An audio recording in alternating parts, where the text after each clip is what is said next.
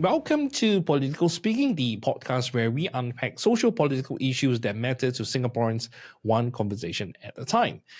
Today's episode is about what everyone has been anticipating, the general election of Singapore. While we don't have a fixed election date, the recent announcement of the Electoral Boundaries Review Committee, EBRC, signals that the election could just be around the corner. So let us dive into the topic now. Here's the reality of our electoral system. The Prime Minister of Singapore has the discretion to call for the general election at any time. This is done with the approval of the President, who we know is a former minister from the People's Action Party. Once the EBRC releases its report, the Parliament can be dissolved and the election could be called almost immediately. Last year, in a parliamentary motion, Progress Singapore Party non-constituency Member of Parliament, Ms. Hazel Phua, proposed that there should be a minimum period of 3 months between the publication of the EBRC report and the dissolution of the Parliament. She also pointed out that in response to an earlier parliamentary question, Minister Chan Chun Sing assured Parliament that there will be sufficient time between the release of the EBRC report and the time of the election. Now, this brings us to the central issue today. The ruling party has always maintained that the opposition parties can and should do their walkabouts and campaigning well before the EBRC report is released. But this ignores a crucial point. The redrawing of the electoral boundaries can drastically affect the opposition's effort, making their work essentially useless or pointless if constituencies that they have been campaigning in are removed or absorbed. Let's take Workers' Party's Jong as a case study. In 2011, he contested in Joo Chiat SMC and nearly won, securing 48.99% of the total votes, despite his close result which earned him an NCMP seat. The Joo Chiat SMC was absorbed into Marine Parade GRC in the next election. And what happened to all his efforts? Wasted. So this unpredictability heavily disadvantages the opposition, especially in light of the extremely short campaigning time frame.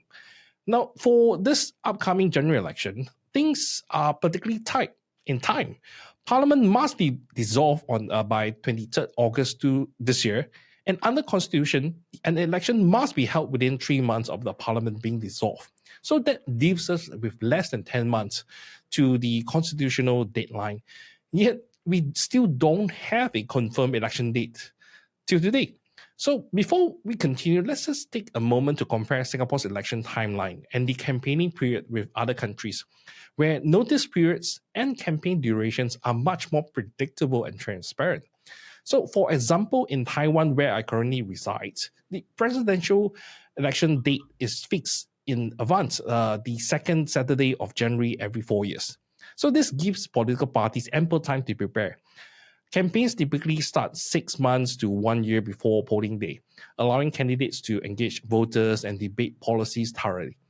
And in South Korea, the presidential election date is fixed every 5 years in March. And although the official campaign period is 22 days, informal campaigning and party activities begin months in advance.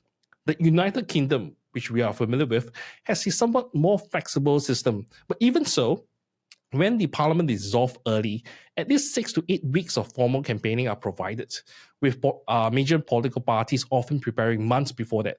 And now, compare that with Singapore, where the Prime Minister can call a snap election at any time with a minimum requirement of just 9 days of official campaigning. And at its extreme in 2001, the Parliament was dissolved just 1 day after the EBRC report is released.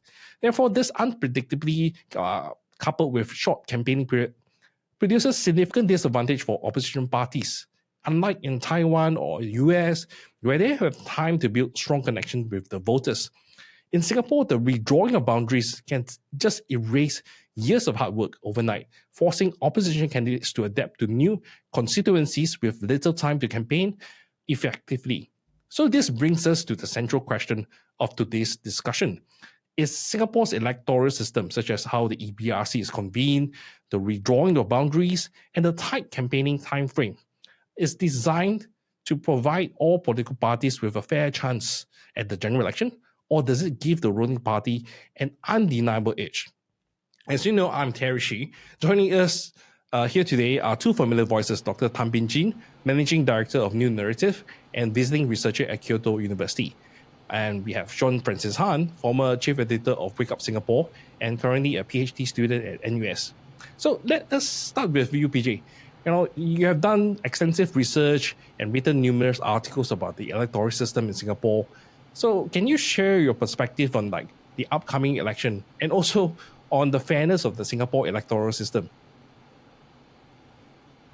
Sure, Terry. Well, the problem with Singapore's elections are that they are designed to tilt the playing field as far as possible towards the PAP, right? In academic speak, we say it's designed to maximize outcomes for the PAP. And it is designed in such a way that it is hugely unfair, hugely unrepresentative, hugely unfree. But what the PAP does is they do everything, but they stop short of actually stuffing the ballot box so that they can say that, oh, it's a free vote, right? There's nothing preventing people from voting opposition. But short of, it's only free in that moment where you're in the ballot box with the ballot in front of you. Up to that point in time, our elections are designed in such a way that it is extremely unfair and unfree. Right? And there are so many different ways in which they do that. Structurally, we have gerrymandering, of course. I like to call the EBRC the Gerrymandering Committee, right? Because of the way borders are somehow, arbitrarily redrawn every couple of years. Between the last two elections, 1/5 of Singaporeans woke up in a different constituency after the new boundaries were released. There is a severe constraining of choice because, as we all know, the government really cracks down on opposition figures. And look at what has happened to opposition politicians in throughout PAP's history, but of course in the last few years, opposition politicians have really suffered, and some of them have resigned. Others, of course, are in court, as we know, right? And then, of course, there's a lot of fear. There's a lot of threats towards Singaporeans about how you vote.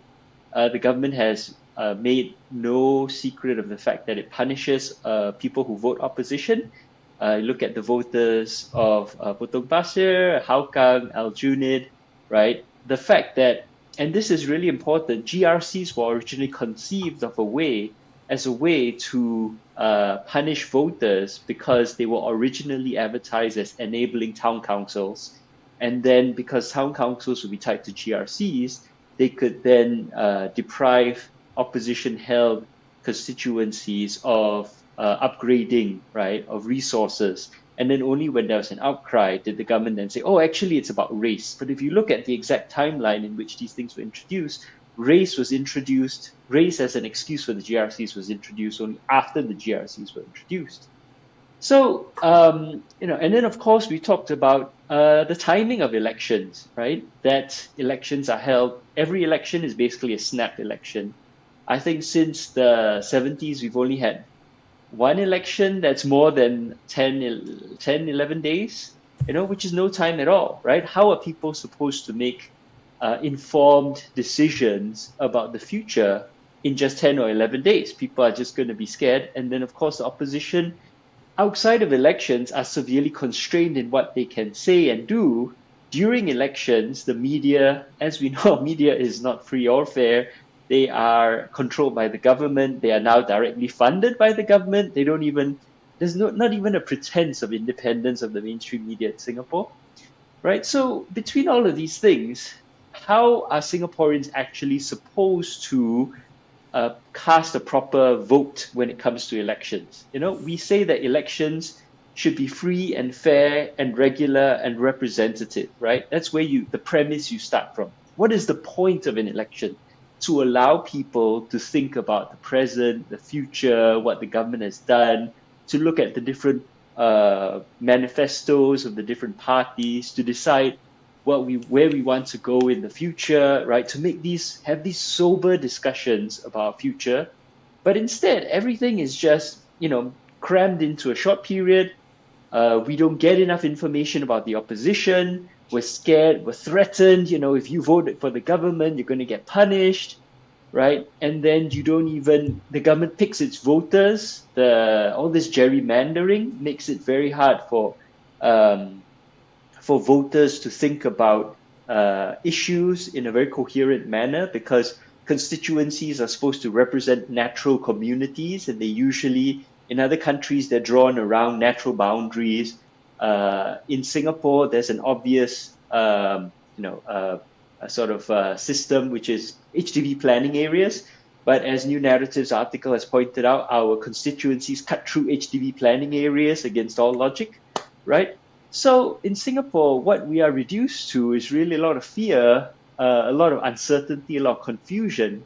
And then when you actually go in there and you're told, oh, but you're free to check whatever you want, you're also severely constrained on the choice. You usually have only two choices, the PAP or some random person that you don't know anything about, whom you might only have met, who might have been campaigning in a different constituency for the past 4 years, and who might only have met in the last 9-10 days. So all of these things together combined, make it so hard for elections to be free or fair, let alone regular or representative. So, you have to ask, what's the point? What's even the point of having elections in Singapore? And really the point is for the PAP simply to legitimize 4 years or 5 more years of their rule, because they argue if they win the election, they can do whatever they want. It's a blank check for the next 5 years. They don't need any other checks, balances, transparency, accountability, nothing else. They don't care. Their argument is we won the election, therefore we can do whatever we want. But of course, the election is unfree, unfair. So it's a sort of reinforcing cycle, right? Give the PAP all the power it wants, and then they use that power to make the elections, to really bias the elections, and then that justifies giving them all the power they want. So yeah, elections are pretty pointless in Singapore, except for that one purpose of justifying PAP authoritarianism. Touching on what PJ said, the time frame from the general election is really too short. Given the short time frame, which is 9 days, all distilled down to the question of whether or not the voter want to give the PAP a blank check. Also, not to mention, most of the voters would be working during this period of time, and only on polling day, which is on Saturday, by the way, is designated as a public holiday. So a voter would have to, out of their own free will, craft out a few hours a day to catch up on what was said by the candidates and parties during this period of campaigning. Well, so Francis, could you share what your thoughts on this issue? Yeah, no, I wanted to jump off a little bit off of PJ's point there, right? Which is that, one of the most pernicious things about the rule of the incumbent is that no one particular thing that they do is, outlandishly or extremely conspicuously oppressive or authoritarian, right? It's a system wherein a lot of little oppressive maneuvers are dispersed throughout, right? Dispersed throughout institutions, dispersed throughout little spaces, right? So right now, what we are looking at is we have, of course, identified certain issues like the EBRC, the nature of the elections being so sudden and relatively random, right? But of course, the lead up to this also is the history of oppression, the history of the government coming down on opposition politicians. You also have the control of the media by the state, right? Recently, we've just seen Jolivin Wem charged 5 counts of holding a vigil in public. TJC as well has been forced to shut down after how many years of activism, right? So you have this wide variety of things that the government just does, right? Individually, they may not seem like anything that we could, that would be like as bad as certain other countries that we're looking at, right? But when you put them together, they form a very, very potent cocktail that, as PJ says, engenders it such that it becomes really it just stops short of stuffing the ballot box, right? So I think that's really the frightening and the pernicious thing for us to sort of think about. There are so many different issues, so many small little issues for us to just go in and unpack. There are so many ways in which the election could be improved, right?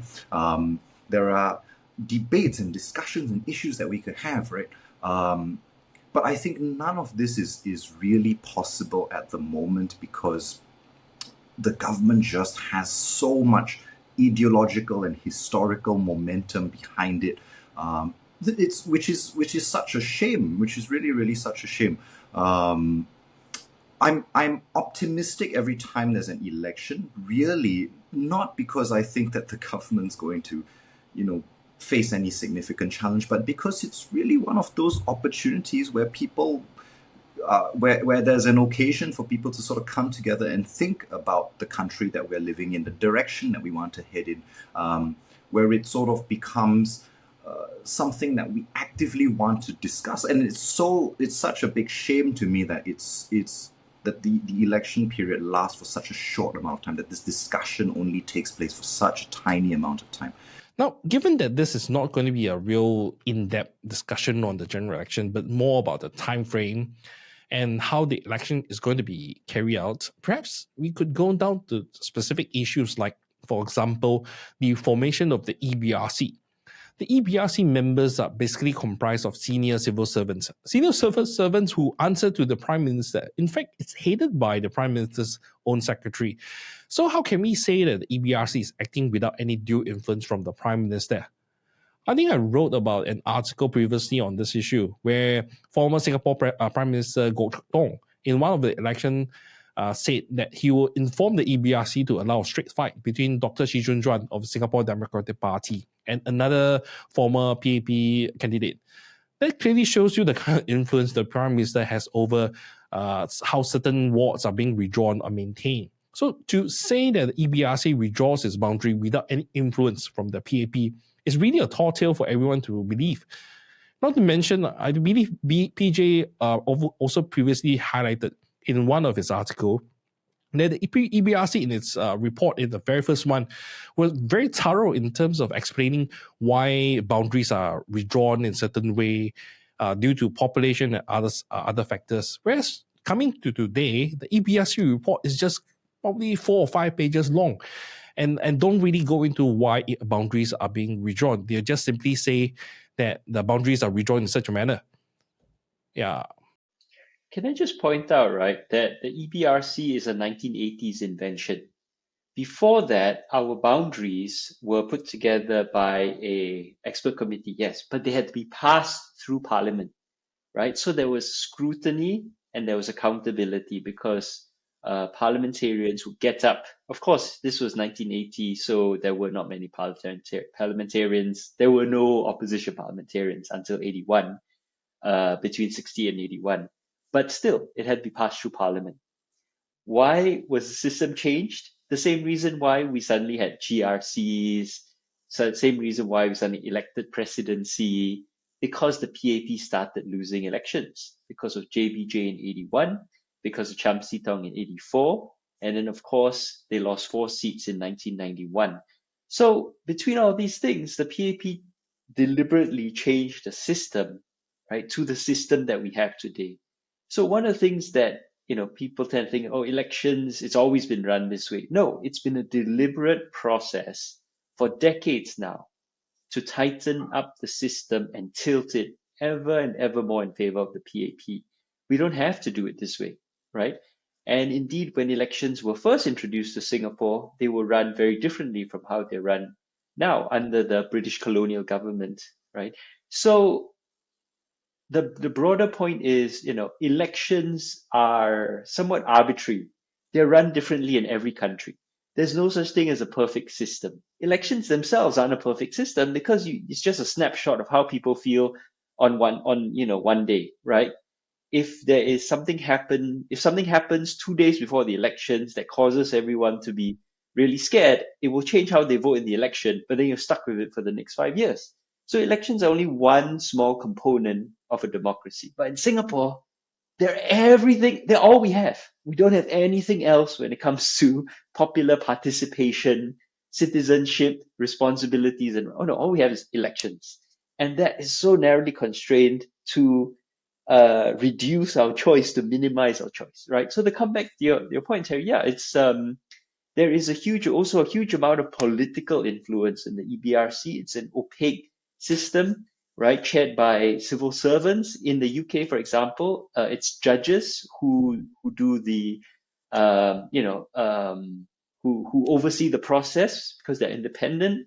Of course, they have experts, the chief statistician, things like that, right? But they also then redraw boundaries, and very often not necessarily to the benefit of incumbents, right? But it's really important that this process is independent. But of course, the broader issue is just the whole system, our whole democracy, all the weight is on this one slender little pole called an unfair election. And to refer to Sean's point, it is an opportunity for us to talk and discuss. But why is it we only have this one opportunity every 5 years? And all of our opportunity, our responsibilities as citizens, right? The government says it wants citizens to speak up, to take part, to be a part of the country. Well, why is it we only get 9 days to do it? And if you say the wrong thing, you're going to get punished afterwards. So this is no way to run a country, but that's all we have. I think that there is, to just push a little bit further on that point that we only have 9 days, right? I think there is something thoroughly disingenuous also by the incumbent, right, in setting out the elections for 9 days, because who benefits from such a short election cycle except somebody who has the capacity to be a career politician, who has the capacity to stack the decks for 4 years. I mean, it's ridiculous, right? What is the expectation here? You take away everything you can, right? Everything that you sort of legally and within the bounds of good taste can take away from the opposition, right? You come down hard on those who speak out against you, and then in a snap, you say you have now 9 days, right? On top of your job, on top of your family, on top of whatever else you needed to do, right? You need to convince the general electorate of your party's capacity to hold office. I mean, how does that make any sense? How is this not so blatantly a system that's set up to favor the incumbent to the extent that it just renders it such an obvious and such a heavy-handed approach to diminish and to reduce the opposition's capacity to properly contest in these elections. I mean, I want to hear more of the policies. I want to hear more of the issues that are being debated, right? What do you get to say in 9 days other than, I'm going to say this on both sides, move to PAP, right? That's the, little mantras, slogans shouted out, boo to PAP, 3 fingers pointing back at you. Or on the other side, it's just, give us a blank check, fear mongering, scaring people about the opposition. Oh, they're going to spend our reserves. It becomes this circus, right? It becomes this absolute circus of people shouting slogans and insults and mantras back at each other. 9 days, right? It might seem like nothing, but I tell you, 9 days is really a big thing that's killing the sanctity of this election. Well, this is exactly what the GRC system is meant for, isn't it? You have an anchor minister whom everyone recognize, and then you have backbenchers, new candidates thrown into the team. When people vote in the GRC, they are voting for the minister they recognize, not for the backbenchers. And this is in contrast to a SMC system where you fight one-on-one.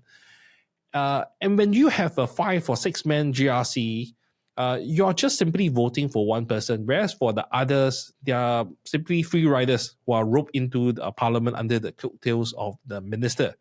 Of course, this system is no longer foolproof, as seen in Aljunied and Sengkang GRC. But ultimately, as Francis pointed out, the time frame ties in with the GRC system, where people are essentially forced to vote for what they are familiar with. Better the devil you know than the one you don't. And this entire time frame forces people into a situation similar to how high pressure sales tactics are carried out. Like a salesman saying, you only have this short period of time to decide, creating a pressure and arbitrary deadline to make a snap decision without really considering whether or not that purchase is in your best interest. Yeah, it's that well-known sales tactic of like buy now. The sale is gonna end, and you have to buy it now, right? It's well known, yeah. But maybe to sort of jump off on that point also, yeah, I think the GRC system also is one of the things I think that's quite terrifying about it, right?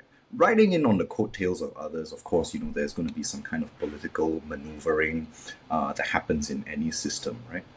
But when you sort of look at the numbers, you see how terrifying this becomes because you have an incumbent party that takes, let's in the last election took, let's say, 60% of the vote, right? But currently holds 82 seats in parliament against 10 by the WP, right? So where does this disparity come from? That's where the coattails offers us a partial solution, right? So you might just say, oh, you have these weaker people and they ride on the coattails of these stronger established candidates. No, it has a very, very serious effect. It allows them to increase that number of MPs in Parliament despite not having the actual percentages to back it up. Right? Where then has that element of representation in democracy, it's completely lost.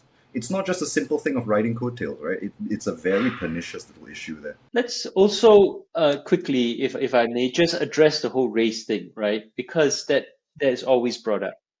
GRCs are completely unnecessary for racial representation, right? Racial representation was higher in the days where we were free and we had a free vote, right? We weren't a total democracy because we were under British colonialism. But racial representation actually peaked before 68. It was under the PAP that the parliament steadily became Chinese. And then they had to justify the GRCs, right, as though, by saying it was for race. But if you think about it, if you simply have, 100 single member constituencies and then designate specific ones, that one you must run a Malay, that one you must run an Indian, that one you must run, some other races, and say 25% are non-Chinese, you'd have the exact same outcome as the GRCs. So there's absolutely no need for GRCs. And we really need to keep saying that because this whole idea that GRCs are for race is really, it's really, the government really hammers, if you object to the GRCs, they'll say you're racist, which again is completely nuts. And more of this dumb sloganeering, right? And epithet hurling that characterizes the PAP government's politics. So ultimately, and of course, we've seen in the past few election cycles where when the minority candidate of a GRC has to resign, leave, step down, Halima, Raisha, and so on, they're not replaced, and suddenly the whole point of minority representation is gone because all you have are 3 Chinese people and then no minority. So, and then the government says, oh, there's no need to have a by-election. Why? Right? I thought the point was minority representation. So we really have to push back against this whole race thing, right? It's just an excuse again for PAP power to be able to have a slate, like Terry said, a slate of 4 people, 5 people, and to give them the ability to use race, right, as this hammer, this cudgel to just bash anyone else. Well, if I'm not wrong, the SDP filed a constitutional challenge to force a by-election in the Marsiling UT GRC when Madam Halima Yaacob resigned from the PAP to stand in the presidential election in 2017. And if I recall correctly, the argument given by the Deputy Attorney General in court was that the GRC system for racial minority representation was only for the purpose during when the election is held, not after when they are voted in. So when they are voted in, it was a totally different matter altogether. And this is how ridiculous I remember the argument was. And on your point about minority representation in Parliament, I believe you can already achieve that by getting rid of the nominated members of Parliament and just replacing them with representative of the minorities. Frankly, what is the purpose of the NMPs in the first place? I think one of the most upsetting things really about the political system in Singapore is this very, very condescending tokenism that the government loves to employ, right? And of course, it's one thing to just sort of look at it and then say the GRC system makes absolutely no sense because it doesn't, right? But the resultant effect of tokenism that it creates, right, is absolutely damaging because it obscures the fact that we are really living with a government that has very little concern for issues of race or class or a person's positionality, right? I mean, where by putting somebody as this token up there and saying, here's your representation, here are your issues, right? It just obfuscates and it obscures the fact that very little is really being done. And then at the same time, simultaneously, when we want to talk seriously about race, when we want to say, hey, why is it that all of the people being, or most of the people being executed, where the death penalty is coming down on them, why are they all disproportionately minorities? Then we're not allowed to talk about race, right? Or when we think about like the Little India riots, or when we think about Subhas and Priti discussing race and expressing their concerns about it, well, then we're not allowed to talk about race. But why is that allowed to happen? It's because of the tokenism. It's because whenever these things happen, they can point and say, we've got Halimah Yacob here, we've got Shanmugam here, right? It's a very, very, very it's a very, very pernicious and sneaky little thing that they've done here. No, I'm a minority to some extent. I don't buy this tokenism at all, right? Hear minorities when they speak about the issues that they want to speak about. Don't come down on them. Really listen when issues are aired, and stop with this tokenism, right? I guarantee you it really does nothing. Nobody's falling for it. The GRC system is nothing more than tokenism. So you take PAP's Daryl David, for example, who holds a minority designated seat in Ang Mo Kio GRC. I believe he admitted before that he can't even speak his mother tongue and only speaks English. So how can he be said to represent the minority community in that GRC? I would think some non-minority MPs could better represent the interests of the minorities. And this simply reeks of tokenism, as Francis pointed out. On the point of GRC system, I'd like to highlight that Health Minister Ong Ye Kung, he recently said in an interview that he bounced back after losing in the 2011 general election Aljunied GRC. But as everyone knows, he didn't return back to Aljunied to contest.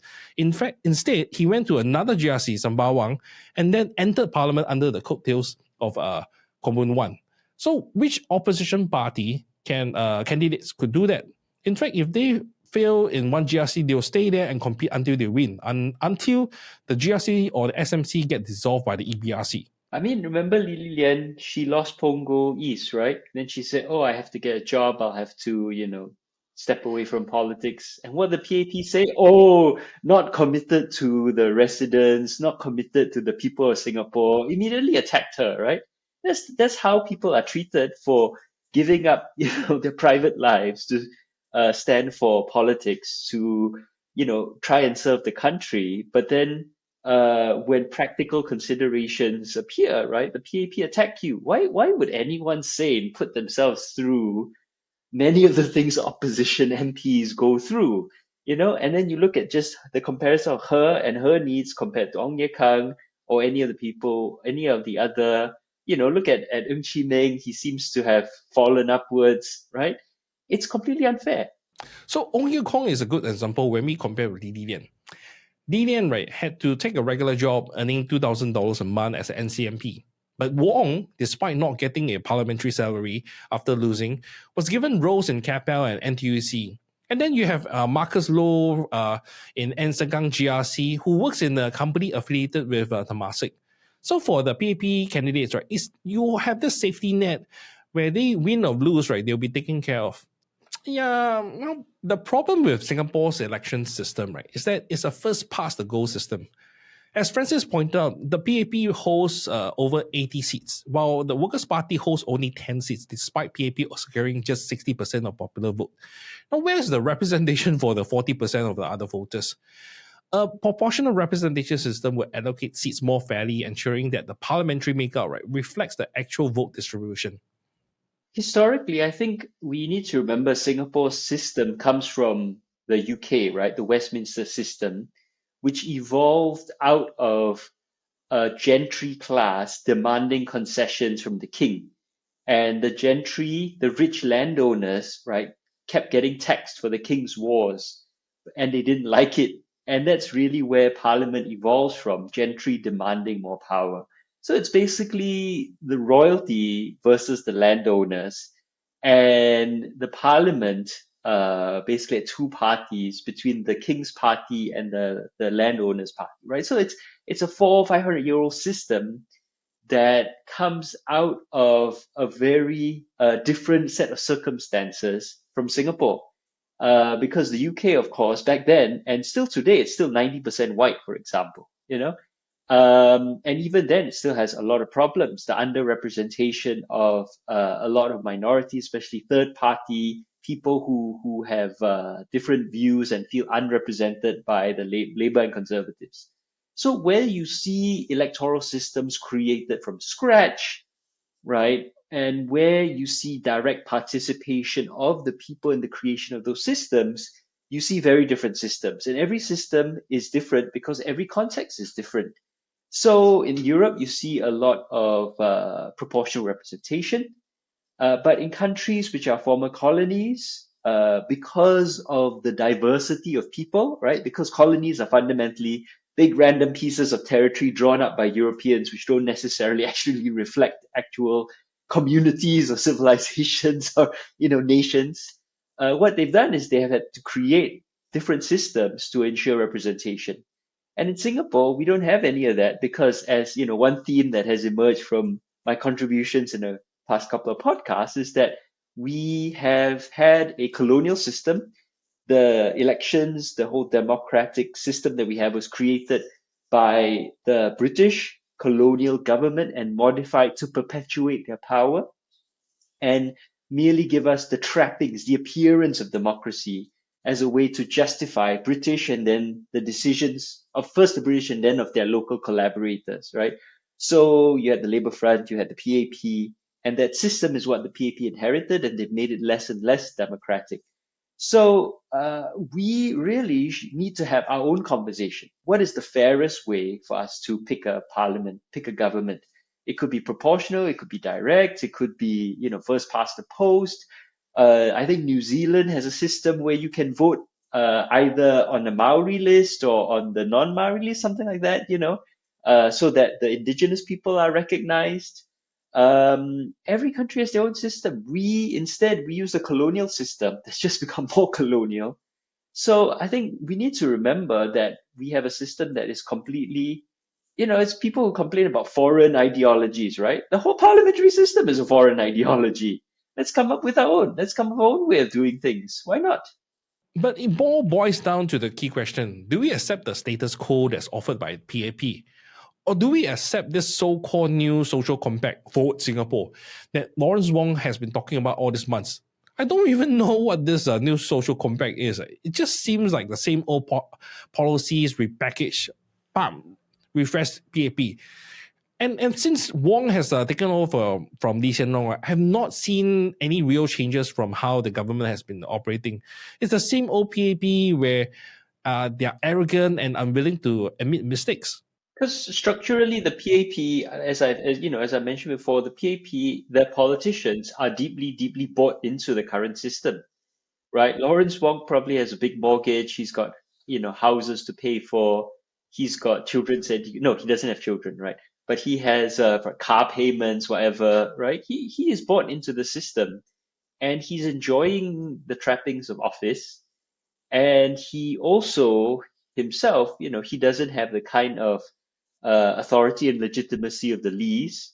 So he's far more reliant on consensus. So I don't think he can change anything. Between the fact that he needs all these other people to stay in power and the fact that Lee Hsien Loong is still there breathing down his neck and the fact that he himself is brought into the system, I don't see change will never come from the incumbent because they're the incumbent. It works for them. They're happy. They're the ones in power. Why would they change anything? If Singaporeans want change, we have to change the government. Going back to how the Singapore election system follows the Westminster model, don't you think it ties into this concept of the natural aristocracy? Lawrence Wong, like others in leadership, sees themselves as a part of the ruling elite. Ministers like K. Sharma, who literally lives in a palace, and there is no real incentive for them to change in the system that has served them so well over decades. Well, Terry, ultimately, our elections are a farce. I think Singaporeans should be conscious that our elections are not free, they're not fair, they're not representative, they're not designed to hear Singaporeans. There's this whole narrative, I think, every time we have elections, the judgment of the people. No, our elections are designed to silence the people and pretend that we have heard the people when actually the people don't have much of a voice. But what can we do? Well, ultimately, I think that because the PAP stopped short at ballot stuffing, right? Ballot box stuffing, you can still vote against the PAP. And I think we've got nothing to lose by voting against the PAP at this point. If you really want change, then you have to take a risk and vote for change. And I don't think, PAP tends to say, shock result, whatever nonsense. There's no such thing as a shock result. Because, normally you'd have opinion polling, but again, illegal, right? Why is opinion polling illegal during the election? Crazy. So I think Singaporeans, the only remaining legitimate, permitted political expression we have is where to put that cross in that box. And I urge Singaporeans to think very carefully about where they put that cross, because it's more than just the names on the ballot paper in front of you, right? It's about the bigger issues. Do you want things to keep going the way they are? Which, if you ask me, it's just getting worse all the time. Cost of living, inequality, housing, healthcare. Or do you want change? But change always requires a risk, because we know how things are right now, but we don't know what they will become if we choose to change, right? But I think we need to think very carefully. And likewise, if you want to have a genuine voice, the only way is to, and let's be very clear, the PAP is not losing the election. The PAP will win the next election. So really, there's no loss I think there's no risk, when I think about it. There's no risk to voting against the PAP. There's absolutely no way they'll lose the election.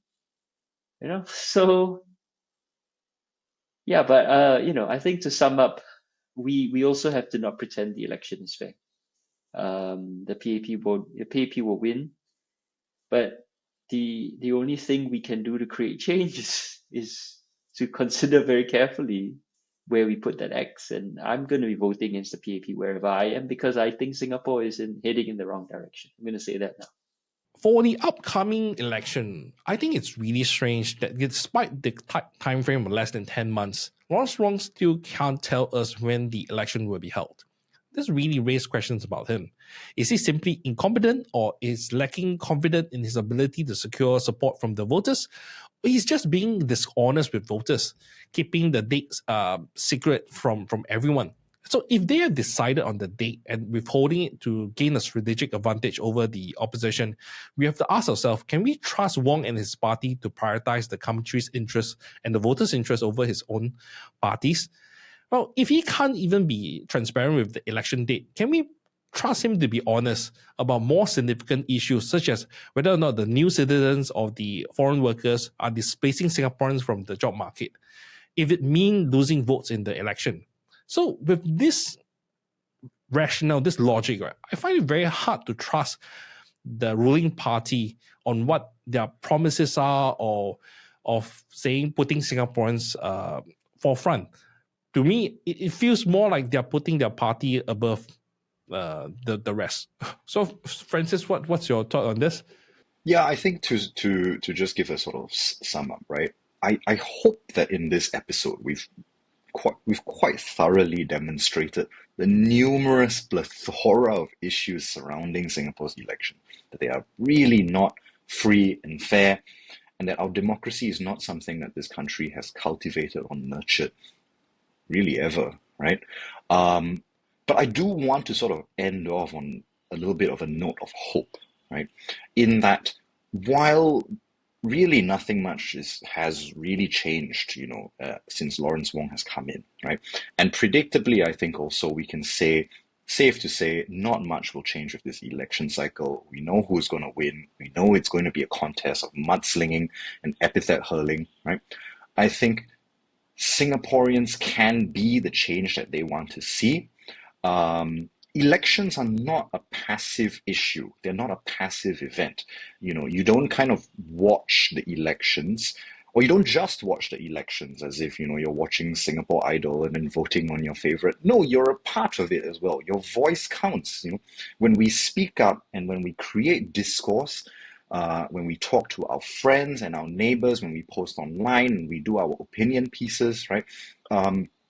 It shapes the way that Singapore thinks. It shapes the way that Singapore speaks. It shapes the way that politicians understand what Singaporeans care about and what they want to hear, right? So let's, instead of like focusing on the mudslinging and the epithet hurling, right? Let's discuss the GST hikes. Let's discuss the stimulus packages that they're coming out. Let's discuss inflation and housing and even the issue of Palestine, right? Let's really hold our politicians' feet to the fire and take a more active role in this election in shaping the discourse, in shaping the kind of politics that we want to see, right? Individually, we might not have the power to go out and change all of the unfairness that surrounds this giant machinery that is the PAP in all of its historicity, in all of its power. Individually, we might not be able to do that, right? But what we can do is control the discourse. We have so many mouths, right? We have so many Instagram accounts and Facebook accounts, right? We have so many friends and communities. That's where we can start to make real grassroots changes. We can slowly start to change minds, to shape discourse, right? I think that's where our power really lies right now. Yes, it's bleak in Singapore that's the only thing that we can really, really do. But I think it's a power that we cannot underestimate. So I hope that this election cycle will see a lot of good discourse coming from the new batch, the younger individuals who are coming in to vote for the first time, as well as newer activists, older individuals, right? I hope that we'll hear a plethora of voices out there. So that's what I'm hopeful to see this election cycle. Can I just add to that? I really want to agree with that. I really agree with that. And I also want to add that people have this perception of democracy as just voting. It's not just voting. And I'm sorry if I gave that impression in my earlier, statement when I was trying to sum up. But it's a lot more than just voting. Democracy at its core is talking, it's discussing, it's communicating with each other. And so if we want to have representative government, if we want to have a government that actually works on behalf of Singaporeans need to start thinking and talking about the issues.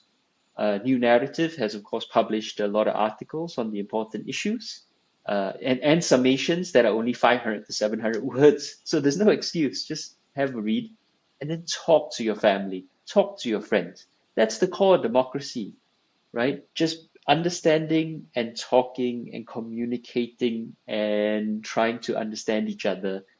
And that's really all you need to do. Just start there, read and discuss. Right? That's the core of it. Right? So don't feel intimidated, Singapore. Don't feel like you got to be an expert in everything, or you got to be, take part as an activist or run for office. No, just educate yourself and talk to other people. Start there. And that's the very basis for democracy. I totally agree with PJ, and this is how exactly PAP shuts down meaningful discussions. If you disagree with them, they'll just ask you to stand for political office, as how Liu Tak-yu challenged Lee Sheng-wu to do when he criticized the government in the New York Times article. But this shouldn't be the case. Every Singaporean has the right and the freedom to express their opinions on policies that they agree or disagree with. The government shouldn't be so defensive about what's being said. Sometimes they should just simply take the feedback and then reflect on themselves whether or not what's being said holds any truth. Really. And so we have come to today's session's end, and we have covered a lot of ground today. From the role of EBRC in withdrawing of the electoral boundaries to the short campaign time frames and the disadvantages this creates for the opposition parties. And as we discussed, the key questions remain. Is there sufficient time for political parties to campaign and to engage voters? And is the EBRC process transparent and fair enough to ensure a level playing field? These are issues that we would have to continue to watch closely as we head towards Singapore's next general election.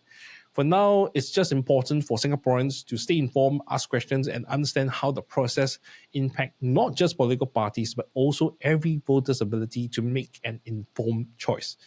I would like to give a huge thank to our panelists today, Dr. PJ Thum from New Narrative and Sean Francis Han. So your insight and perspective has always been invaluable. And before we sign off today, a huge thank you for all the supporters on Patreon. Your donations has helped us to keep this series running, and we are incredibly grateful for your continued support. If you'd like to help us to continue this work, consider supporting us on Patreon as well. Also, don't forget to check out Dr. PJ Thum's articles and videos on this topic over at New Narrative, where you'll find more in-depth analysis and resources to help you better understand Singapore's electoral system. If you enjoyed today's discussion, do like, share, subscribe to this podcast and spread the word. We have more discussions lined up in months to come, so stay tuned for a future episode. Once again, I'm Terry, and thank you for joining us here on Political Speaking. I'll do next time. Bye-bye.